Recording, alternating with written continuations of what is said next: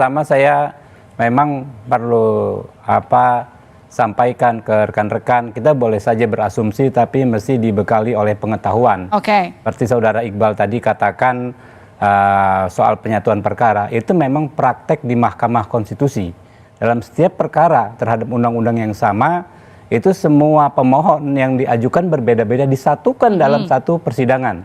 Itu di semua perkara begitu, bukan hanya di perkara terkait usia ini ya, perkara undang-undang Ciptaker, undang-undang lain dan sebagainya. Bukannya orangnya kongko-kongko, bukan. Ini nggak saling kenal satu sama lain, duduknya pun sebagai pihak yang independen satu sama lain di dalam ruangan Mahkamah Konstitusi.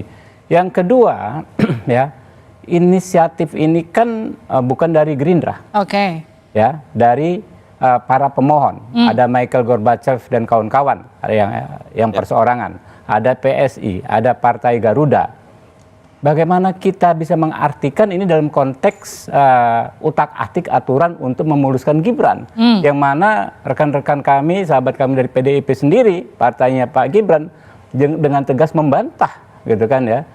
Dari mana ini ya? Jadi ya silahkan kalau ada orang-orang yang ingin menyebarkan pendapatnya dengan asumsi-asumsi tidak berdasarkan pengetahuan, ya silakan saja, dan rakyat yang akan menilai. Tapi betul lagi nih, ada desas-desus yang kemudian muncul internal Gerindra memang menginginkan Gibran karena ada hasil survei yang menunjukkan kalau Gibran mendampingi Pak Prabowo, elektabilitas Pak Prabowo akan naik lagi 12%, betul nggak? Ya itu dia, yang namanya desas-desus di luar terdengar, kami sendiri pun belum pernah mendengar. Yang ada adalah soal capres dan cawapres Koalisi Kebangkitan Indonesia Raya, itu domainnya Pak Prabowo dan Gus Muhaimin Iskandar.